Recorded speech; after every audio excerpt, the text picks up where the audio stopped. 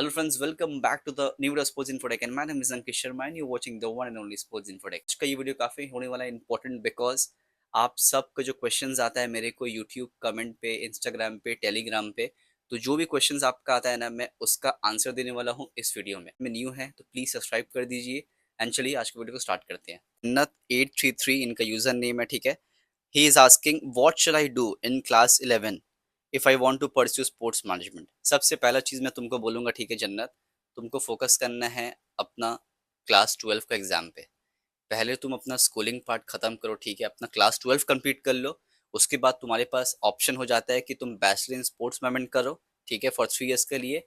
और अगर तुमको और भी कुछ कोर्स करना है साइंस, कॉमर्स और आर्ट्स, तुम वो भी कर सकते हो। मैं बता दूं कि ऐसा बिल्कुल जरूरी नहीं है कि आपको स्पोर्ट्स इंडस्ट्री माना है तो आपके पास स्पोर्ट्स मैनेजमेंट का डिग्री होना चाहिए। पहले मैं ये बोला करता था कि अगर आपको स्पोर्ट्स इंडस्ट्री माना है तो आपके पास डिग्री होना मैंडेटरी है, बट अब मैं थर्ड ईयर पे हूँ, अब मैं बोल सकता हूँ ये चीज़ कि नहीं, अब ऐसा नहीं है। अगर आपके पास डिग्री नहीं भी है आप फिर भी स्पोर्ट्स इंडस्ट्री में आके वर्क कर सकते हैं, ठीक है। तो तुम फोकस करो, अपना क्लास 12 कंप्लीट करो, then you can take any of the courses.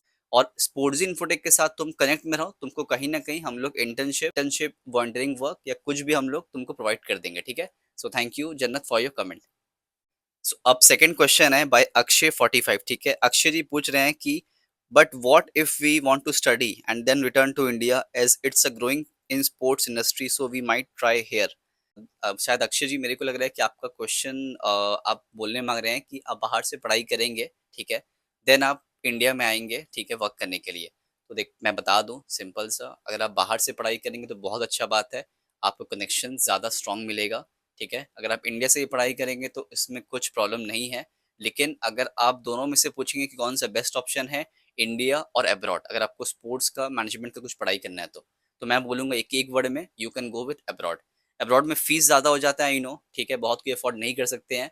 तो उसके लिए देखो, अब आंसर तो नहीं है मेरे पास, उसके लिए आपको लोन लेना पड़ेगा, स्कॉलरशिप के लिए अप्लाई करना पड़ेगा, फिर वीज़ा अप्लाई करना पड़ेगा आपको, तो उसमें पैसा खर्च होगा, जो सच बात है।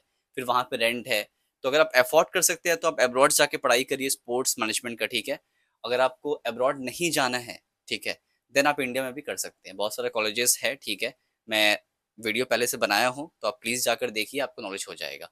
तो अक्षय जी मैं बता दूँ आपको जो क्वेश्चन था, ठीक है, आप अब्रॉड से इंडिया में आकर बिल्कुल कर सकते हैं, बट मेरा ओपिनियन रहेगा अगर आप अब्रॉड में पढ़ाई कर रहे हैं स्पोर्ट्स मैनेजमेंट का तो आप अब्रॉड से ही करो, बिकॉज अब्रॉड में आपको ज़्यादा अच्छा चांसेस मिलेगा, ज़्यादा अच्छा आपको सैलरी मिलेगा, पे आउट आपको अच्छा मिलेगा। जैसे इंडिया में अगर आपको मिल रहा है सैलरी अराउंड 40,000, तो बाहर में आपको मिल जाएगा अराउंड 80,000 या 1 lakh.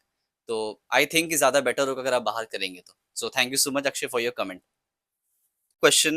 So a third question by Parthivi Parab, and she is asking, sir, can I take admission in NASM if I want to become sports presenter? तुमको ये समझना जरूरी है, अगर आपको स्पोर्ट्स प्रेजेंटर बनना है तो उसके लिए अलग एक कोर्स होता है, that is called sports journalism. Sports management आपका मैनेजमेंट का ऑपरेशन का वर्क होता है बेसिकली, ठीक है।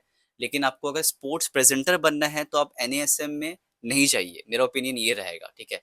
तो अगर आपको स्पोर्ट्स प्रेजेंटर बनना है तो आप जर्नलिज्म का कोर्स कर सकते हैं, वो आपको ज़्यादा हेल्प करेगा, ठीक है। जर्नलिज्म का कोर्स करेंगे ना तो आपको बहुत सारा अपॉर्चुनिटीज आएगा, ठीक है, तो आप स्पोर्ट्स वाले सेक्शन में कर सकते हैं। तो मेरा ओपिनियन रहेगा कि आप एनएएसएम में नहीं जाना, बिकॉज आपको अगर स्पोर्ट्स प्रेजेंटर बनना है तो वहाँ पे जाके आपको कुछ नहीं मिलेगा, बिकॉज वो आपको मैनेजमेंट डिग्री जो ऑफर करेंगे स्पोर्ट्स मैनेजमेंट के लिए। तो आपको अगर बनना है स्पोर्ट्स प्रेजेंटर तो आप डेफिनेटली स्पोर्ट्स जर्नलिज्म का कोर्स कर सकते हैं। And thank you so much Prithvi for your comment. So अब फोर्थ क्वेश्चन है बाय वलय गोवर्धन, ठीक है, एंड ही इज आस्किंग भैया is MBA in sports management better or master in sports management? Secondly, will this colleges give preference to sports person with national certificates and like this?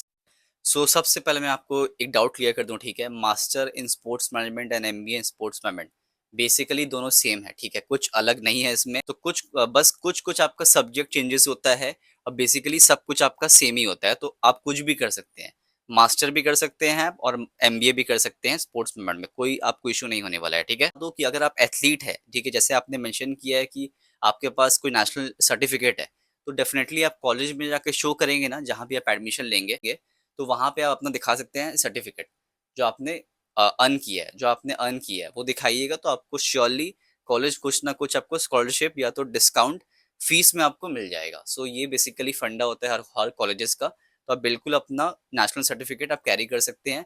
जब आप admission लेने जा रहे हैं तो तब आप दिखा सकते हैं उनको कि ये सब चीज़ मैंने किया है, ये मेरा रिकॉर्ड है स्टेट का या नेशनल्स का, तो आप शो करिएगा तो उनको तो वो लोग आपको कुछ डिस्काउंट या स्कॉलरशिप ऑफर करेंगे। So thank you so much for your comment bro. So Shiv Patel is asking, भाई you have told about the top salary, have told the top layer salary and not average salary.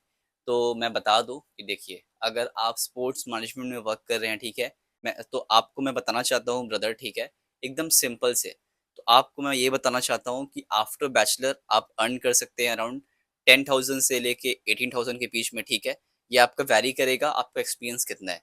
Second हो जाता है after masters और MBA, आप salary earn कर सकते हैं around 20,000 से लेके 40,000 के बीच में। आपका डिपेंड करता है कि आपका कितना एक्सपीरियंस है, ठीक है। तो जितना ज़्यादा एक्सपीरियंस उतना ज़्यादा आपको सैलरी मिल सकता है, और जितना ज़्यादा स्किल्स आपका और आपको डबल मिलेगा सैलरी। तो स्किल्स में अपना काम करो भाई, और सैलरी तुमको अच्छे से अच्छा मिल जाएगा। सो thank you so much bro for your comment. Sixth question and the last question of this video, and the question is asked by Zainab Sheikh, ठीक है। and she is asking, brother किसी rated institute में अगर admission लेना हो तो पहले entrance exam देना पड़ता है क्या? तो एक चीज मैं आपको बोलूंगा, ठीक है, सबसे पहले कोई भी कॉलेज में आप एडमिशन लेंगे तो वहां पे आपको एंट्रेंस एग्जाम देना पड़ता ही है, ठीक है। वो हो सकता है कि आपका इंटरव्यू पहला स्टेज हो, देन सेकंड स्टेज में आपका वो लोग कॉमन एंट्रेंस एग्जाम लेते हैं, ठीक है। बहुत इजी इजी क्वेश्चंस होता है। आप कॉलेज में जब एडमिशन लेंगे ना, तो वहीं पे जो काउंसलर होंगे आप उनसे पूछ सकते हैं कि क्या क्या क्वेश्चंस वगैरह आता रहता है, तो वो आपको समझा देंगे, ठीक है, कि बहुत ईजी एग्जाम होता है। और हर कॉलेज का यही फंडा होता है, ठीक है। बस आपको एडमिशन करवाने के लिए अपने कॉलेज में इन लोग कॉमन एंट्रेंस एग्जाम लेते हैं, और स्किल जस्ट आपका चेक करने के लिए कि आपका कितना नॉलेज है अबाउट इंडस्ट्री में, या तो जस्ट चेक करने के लिए कि आपका कितना नॉलेजेस है, ठीक है। तो अब बेसिकली कुछ नहीं होता है, तो आपको इजीली आप क्रैक कर लेंगे, ठीक है। कोई भी एग्जाम्स अगर होता है हर कॉलेजेस में, बस ट्राई करना कि कॉलेज में आप जाकर पूछ लेना कि क्या क्या एग्जाम में आ सकता है। वैसे तो वो लोग बताएंगे नहीं, बट तुम ट्राई करना कि बट तुम ट्राई करना, अगर कुछ हो जाए तो बेटर है तुम्हारे लिए। सो अगर कुछ भी तुमको आंसर मिल जाएगा from the teachers, so that could be good for you. So ऐसे कुछ ट्राई करना। ये सब शॉर्ट टिप मैं बता रहा हूँ, ठीक है। ये छोटा सा टिप था। मैम से थोड़ा प्लीज करते करते तुम मैम या सर को थोड़ा प्लीज करना ना, वो बता देंगे तुमको क्या आता है क्या नहीं आता है क्वेश्चंस वगैरह में।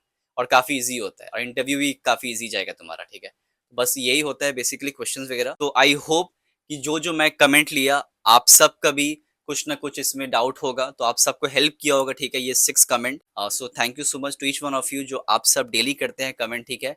हो सकता है कि मैं कमेंट नहीं ले पाता हूँ सब कोई का, बट मैं हमेशा ट्राई करता हूँ कि यूट्यूब पे डेली जो भी कमेंट आ रहा है मैं उसका रिप्लाई करूँ, ठीक है। हमारा टीम हमेशा रिप्लाई करते हैं। और thank you so much guys, आप सब की वजह से हम लोग काफी ग्रो कर रहे हैं डेली, ठीक है। और आप भी ग्रो कर रहे होंगे लाइफ में, तो ग्रो करो तुम भी, हम भी ग्रो करेंगे, सब मिलकर ग्रो करेंगे। हमारा मेन मोटिव यही है चैनल का। तो thank you so much and keep following sports infotech, Instagram पे, टेलीग्राम पे एंड यूट्यूब पे। तो आप वीडियो देख ही रहे हैं, तो सब्सक्राइब कर देना, ठीक है। सब्सक्राइब बहुत जरूरी है करना। सो मिलेंगे नेक्स्ट वीडियो में, तब तक please stay blessed, happy and keep watching Sports Infotech and thank you and take care, bye bye.